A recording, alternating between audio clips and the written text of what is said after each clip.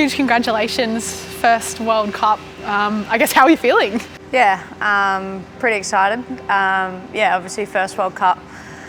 First major tournament, which is really exciting, and to be going away with, the girls trying to, doing it a couple of years ago over in New Zealand, and sort of feels like a lifetime ago since sitting and watching on the couch, and to be a part of that now is, yeah, super exciting. So you've known maybe for a couple of weeks now yourself. Can you take us through that moment when you found out that you were making the squad? Yeah, I was actually sitting at a coffee shop over in England. It was probably early in the morning, and yeah, Flegs gave me a call and told me I was in, and yeah, I was super excited. I probably didn't have the most ideal 100 over there, so to sort of receive a nice little call from Flegs to say I was in, yeah, I was pretty ecstatic. What was the initial reaction? Was it tears or screams or? No, I was sitting at a coffee shop, so I was like, oh, thanks, Flegs. Any questions? Nah, all good, thanks. Yeah, finished the coffee. Yeah, it was pretty trying to keep the emotions in sort of when I sort of get those calls, and just gave mum and dad a call to let them know, and yeah, they were pretty excited as well. Are they the first people you call? Yeah, they're definitely the first people I call for most things. Yeah, rely heavily on mum and dad. So yeah, to them, sort of growing up and them doing everything for me, and to sort of be the first people that they call is something that I always try and do. And you're still such a young gun in this squad, but let's go back to Georgia as a young kid. What were you like, running around as a kid? Yeah, definitely no shoes on in the backyard. Me and my brother, tackle footy, try and smash each other as hard as we could. And then played footy in the winter, and would bring the backyard cricket out in the summer, and they'd sort of go all year long, and sometimes we'd get dad and my sister out, and we'd team up on them and usually smash them. But it's when you think back at that, and then you sort of think back 10 plus years ago, it's a sort of full circle moment to be able to represent Australia at something that I love. And is it true you represented Queensland under-18s in rugby league? Yeah, so I was, didn't quite get there. We were in the process, and then was sort of going through their academies and their QAS. And then sort of COVID hit in that next year, that the sort of under-18s origin was sort of getting played, and it was pretty sort of sad that I couldn't be a part of that one, and sort of always sort of wanted to play for the Queensland Maroons, and to sort of miss out on that opportunity was pretty sad. But yeah, I always sort of had to pick between the cricket and the footy and the QAS program, or the nationals for cricket. So didn't actually get to go to a lot of those QAS camps, but yeah, got to go to a couple in the end, and yeah, unfortunately didn't get to make it the whole way to represent Queensland. But yeah, it was sort of in that pathway. They say one door opens, one door closes, another one opens rather. I guess, how did that kind of whole process lead you to cricket? Yeah, so sort of early doors, rugby league for females wasn't as sort of big, and I was playing with the boys up in Toowoomba for the Highfields Eagles, and mum and dad actually promised me that I was only allowed to play 2 years, so they didn't have to make me sad when I was under 12 and told me I couldn't play anymore, but sort of convinced them that it's okay, like I can stop playing when I was 12, and sort of had to try and find anything that could get me out of school, and sort of went to the cricket trials in full footy kit, while everyone else, all the other girls were in their cricket whites and things like that. I didn't actually own them at the time, so rocked up in my footy kit, and got picked, and had to try and go to one of Dad's mate's place and got some cricket spikes off him for my first under 12s cricket champ. So and then sort of went through the pathway. Footy started back up again, and sort of playing Toowoomba down in the Brizzy comp, and then sort of Central Crows with Southeast Queensland, and I can't even remember what Northern Queensland as well. So and then made it through there, and then sort of cricket was progressing through the under 15s, under 18s sort of stage, and got to a point where it was 2020 and made my debut out here at my home ground versus Victoria in the WNCL in the last couple of rounds, and then was fortunate enough to sort of pick up a Queensland contract that following year, and yeah, unfortunately that was COVID times, and footy sort of stopped and cricket sort of kept going. So yeah, it made a decision for itself. Yeah, definitely don't look back. And obviously at 16 years old, debuting in the Big Bash, what was that like? Did you realise kind of the gravity of the situation at that age? Yeah, obviously really exciting. It was actually the hub year, so got out of school. Term 4 was fully off, which I was very happy about. I think I had to do a couple exams in the hub down in Sydney, but yeah, I think just to be a part of that competition at such a young age, and sort of be surrounded by, you know, the world's best players was always sort of a pinch me moment, and something that I'll, you know, remember for forever. Obviously playing really strong that 2022 season in the WNCL, starting to hit a couple of centuries and things like that. How did that, I guess, translate for you into, you know, going into the Aussie team?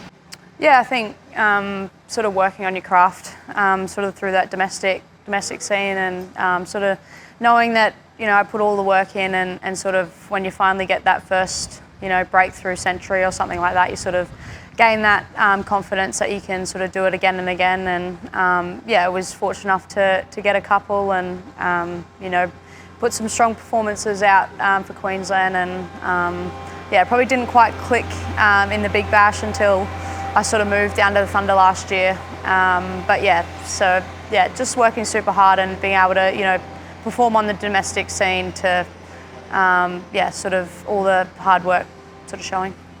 And when you do start making those big totals in domestic cricket, is it a relief?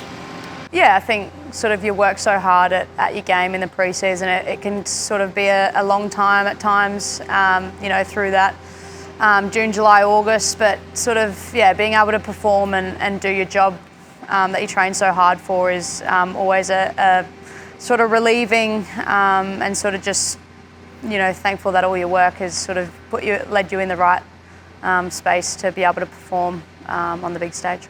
I think 2022 debut for Australia A. What was that kind of first impression like of, you know, dealing with the national side? Yeah, yeah, it was also pretty cool. I think Jude Coleman was the coach, which she was my first cricket under-15s coach in Queensland, so that was obviously nice to have her there. And then playing alongside Molly Strano, Elise Villani, some, you know, players that have played for Australia before in that system, and obviously one of my great mates, Phoebe Litchfield, was also in that team, and yeah, just to sort of play alongside those girls and you know, gain that experience against England. It was England A actually. In that time was yeah, something that probably held me in good stead, and you know, took back those learnings back to domestic cricket. Talk us through your friendship with Phoebe. I think you two are a bit of a cheeky duo. Yeah, yeah, we've known each other for probably almost 10 years now.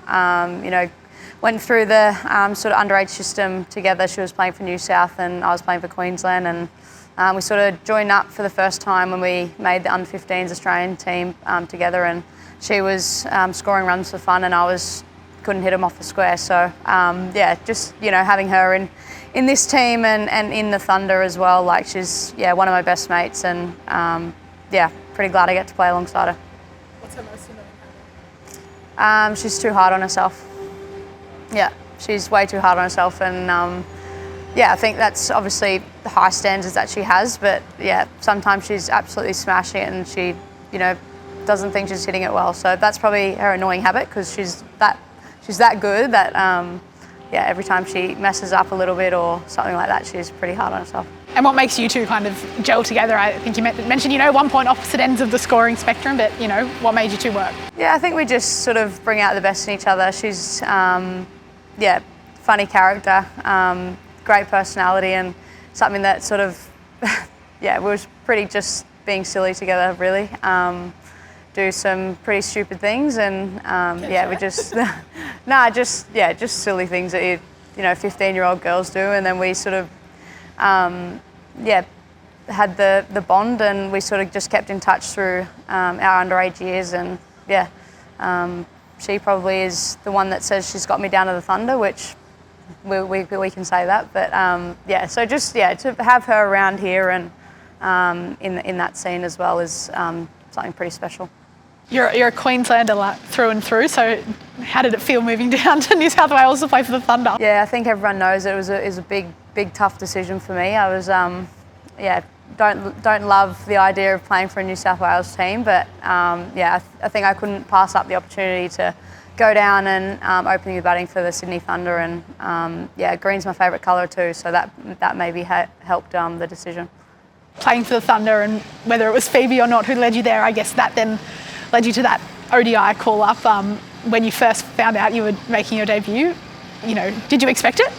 No, definitely not. I think obviously Midge was a bit in doubt with her injuries, and again, Fleggs gave me the call just to let me know if she was out, then I'd be in. And at that time it was sort of back end of Big Bash. We were going pretty well with the Thunder, so obviously sole focus was that. Didn't have too much time to think about it, which was probably a good thing. And then sort of came up home, and it was obviously out here at my home ground. Like I said before, that's where it all started, and to have my sort of family and friends here was probably made it feel a little bit more at home.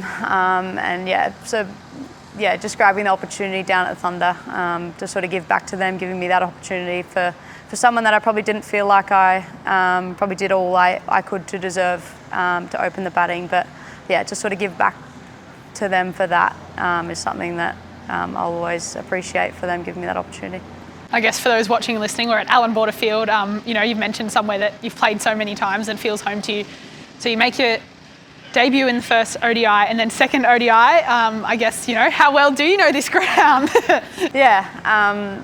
Train here, five times a week. So I do know this ground pretty well. It's one of the probably the most beautiful grounds in Australia, and to walk out here for my Australian debut is something that probably not a lot of people get to do, and to sort of take that and score a few runs and do that in front of my family was pretty special. She's being humble, scoring obviously a century in her second ODI, and I guess success only followed after that. I'm going to read it from here because it's quite wild, but within the space of 2 months you made your ODI debut, your T20 debut and your Test debut. Is that wild hearing that? Yeah, obviously something that I didn't expect was going to happen, and everything sort of happened pretty quickly in that 6 months, and sort of came back from a serious hammy issue, hammy sort of tear in the pre-season, and sort of was a bit like, oh, why me? I got my first opportunity to go and play in England and tour it in the first game, and sort of had one goal to come back and play in the Aussie series 4-day game against India, and sort of just made sure I did everything for my body to be nice and strong, and sort of then seeing what I sort of achieved last year was pretty special. And for that to happen in the space of 2 months is probably something that you dream of as a kid. How did you go about mentally in that process? Yeah, I think it was pretty disappointing. Obviously, first opportunity to play overseas, and tearing in the first game and getting straight back on a plane to come and try and get back for our season was my main goal, and I did have that Aussie series set in my head, so nothing was sort of getting in the way of that. And I think for a grade 4 tendon tear, I think I got back in within 12 weeks to play that game. So I think the physios at Queensland knew that I only had one goal, and that was to get back for the start of the year, and they probably dealt with me in thinking that I can do more than I probably could have at that time. But they helped me sort of get in the best preparation and best space going forward for that season. I mean, 12 weeks with an injury like that is quite incredible. What was driving? Obviously, you said you had that goal in mind to make that series, but what is driving you? Mentally, must be so strong to be able to think you can get there and then actually do it. Yeah, I haven't actually, touch wood, had too many injuries before, so that was my first sort of major one, and I didn't actually probably know how severe it was, and just the thinking that I could keep pushing myself to the most, and probably had to be pulled back a little bit. But like I said, it was obviously a hammy's a major part in running and all that type of thing, and you kind of need it. So I sort of needed to, put everything I could into that rehab and do the best I could to, not have any sort of niggles post-injury. So, pretty lucky that I haven't had that.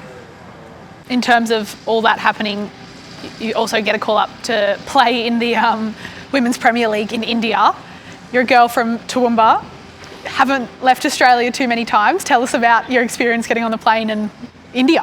Yeah, so I got a call. I just sort of got the keys to my apartment and got the call, I think, 3 days after we started knocking down walls, and from my manager, and he's like, I think you need to get ready to get on a plane. I think we've sorted you a replacement gig for Adipadu, and I was like, oh, well, like I've just started renovating, like that's a bit annoying. And he's like, don't worry about it. Like you need to get your bag packed. And we actually had our WNCL final meant to be out here that following week, which was pretty, sad to miss that as well. But couldn't pass up the opportunity to get over there and try and put my best foot forward. And yeah, obviously not being out of Australia too many times before, it was definitely a bit of a shock getting off the plane over there, but it was awesome experience. Getting to know their domestic players and what they sort of have to go through to sort of be where they are. And sort of after the first game, I was like, oh, not sure why you got me here, but yeah, it was fortunate enough to help out in the last couple of games. And I guess, what was the biggest thing you noticed? You mentioned, the difference with their domestic players compared to maybe the domestic league here. What was the biggest thing that stood out for you? Yeah, I think they obviously they're probably born and raised to play cricket, and a lot of hardships goes into that with different culture and the way that they have to go about their childhood and being brought up, and just some of their living situations that they had to go through, and what their families have to go through, and just to see them, the biggest smiles on their faces when they're in, being in the WPL is such a major achievement, and for some of those girls it would probably be the best thing that's happened to them. So just to sort of be a part of that and learn a bit more about them, even though it was 10 days, it was definitely long enough. And we've seen online, but can you give us a glimpse into what the Indian fans are like? Because they seem absolutely insane. Yeah, it was quite funny because obviously walking down the street, there's a lot of people around, and they just sort of stare at you, and I'm like, oh, what have I done? Like, why are you staring at me? I just want to go to the gym. I think we had a pretty set routine with the UP girls. We'd meet at breakfast. Kingy actually had a coffee machine in the room, so we'd all go to hers for a coffee and then head to the gym. So we had a pretty set routine that we would do every day before training or games, and just a different world over there. They live and breathe it. They probably know every single person, and I was like, you definitely don't know who I am, but they definitely did. It was be cool to be a part of, and She's famous in India. I don't think so. And was there a favourite Indian food or anything you tried? I suck with spice, so that's probably the first downfall that I struggle with, but would go to this cafe and get this chicken sandwich every day. I didn't really try too many things as I was only there for 10 days, but I'm pretty sure the girls, I think a couple of the Indian girls like to, make some food for, the international players and things like that, but unfortunately enough, it was probably too spicy for me to eat anyway, so I probably wouldn't have ate it, but I'm sure they do that. And can you give us a bit of an insight into what it's like coming in as an injury replacement player? Obviously these girls have been playing together. I think you mentioned you came in for the last 2 or 3 games of the season. What's it like trying to, fit into a squad that's kind of, gelled for quite a few games already? Yeah, it's obviously a bit different. It was my first sort of T20 franchise as well, so to sort of go over there and try and quickly get to know everyone was probably a little bit out of my comfort zone, pretty reserved early on. So to try and put myself out of my comfort zone and get to know people, and obviously I was only there for 10 days, so trying to mingle with everyone and get to know everyone in such a short amount of time, and obviously go out and play with them. I mean, obviously it didn't impact your on-field performance too much. I'm going to say it because you're being very humble, but obviously hitting 99 not out in what was the equal highest score in the WPL so far. What was it like? Just having a good slog? Yeah, Yeah, I think we were pretty fortunate enough in Lucknow. We had a great wicket to bat on, and obviously with the dew, it comes in quite heavy there. I think everything that I sort of hit sometimes went to the boundary, and I sort of didn't even really have to hit it. So yeah, it was just sort of a lot of fun. It was obviously our last game. We sort of couldn't make finals, and yeah, my goal was to sort of go out there and just take the game on, and obviously batter with Grace Harris opening up the batting as well. So yeah, sort of when Grace is going at the other end, you sort of just want to jump in, and yeah, she probably fed off her a little bit as well. And that experience you got with those few games, how will you take that knowledge into this World Cup being played in India and Sri Lanka? Yeah, definitely. I think obviously we're playing at probably different grounds, but I think just the atmosphere and the amount of people that go to the games is absolutely crazy, and yeah, just to sort of get a little bit insight what it is like over there.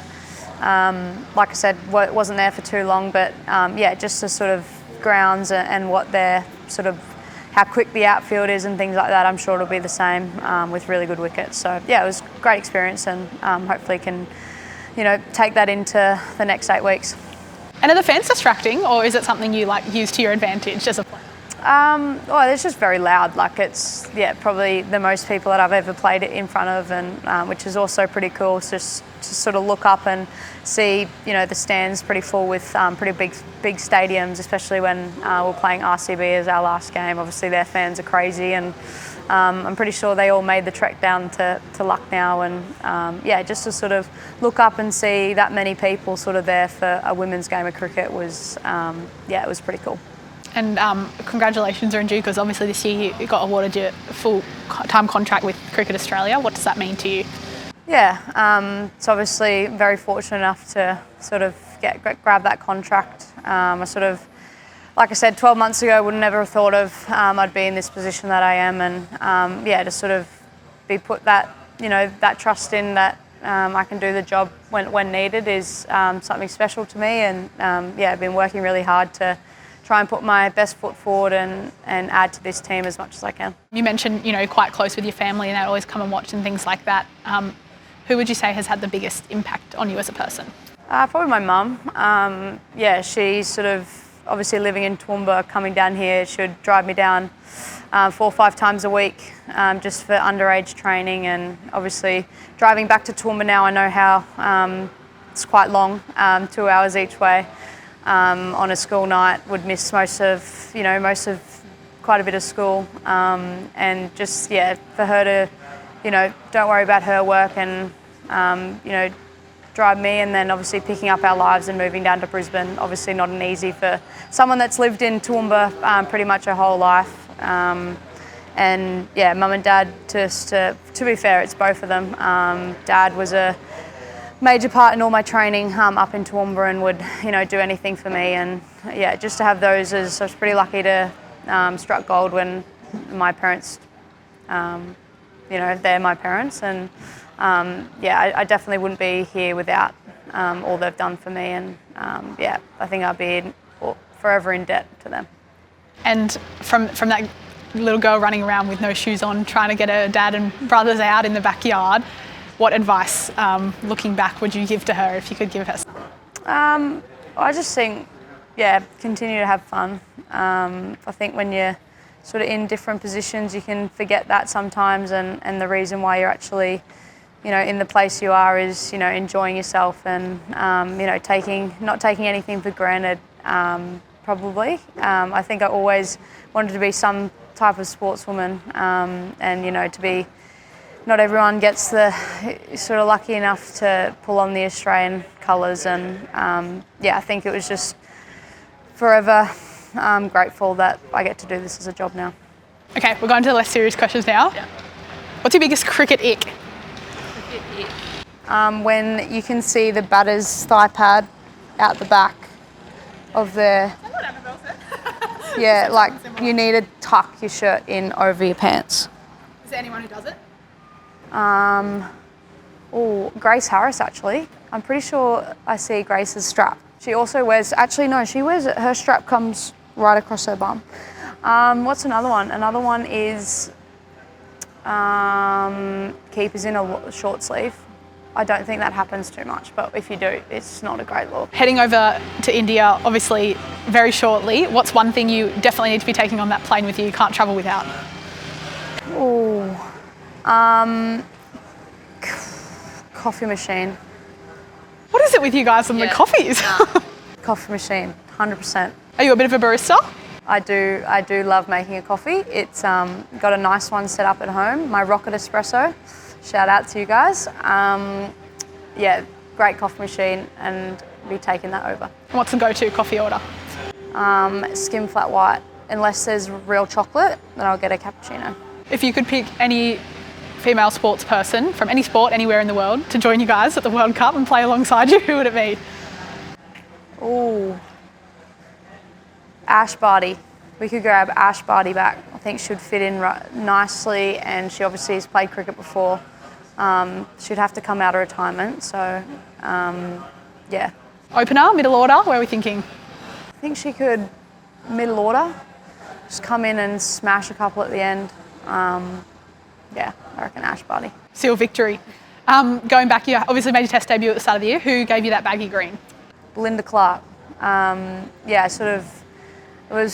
I actually didn't know that she was going to do it, and then I saw her sort of walking across, and I think Moons actually asked me a couple of days prior if I was to sort of make my debut, who would I want it to be presented by, and I did say Belinda Clark. I did a leadership program with her the year before, and yeah, sort of just learned so much off her, and obviously what she's done for the women's game, and what she continues to do for the next generation of players is yeah, pretty incredible, and to sort of obviously how good she was as a player as well, to have her sort of receive my cap from her, and she also does a little bit of work with the Sydney Thunder as well. So to receive my cap from her was yeah, pretty cool. Now I know you don't get a baggy green for your ODI, but we've got our very own female athlete project thank you. Baggy green to give to you. Thanks, that's awesome. Yeah, the girls. So yeah, the girls.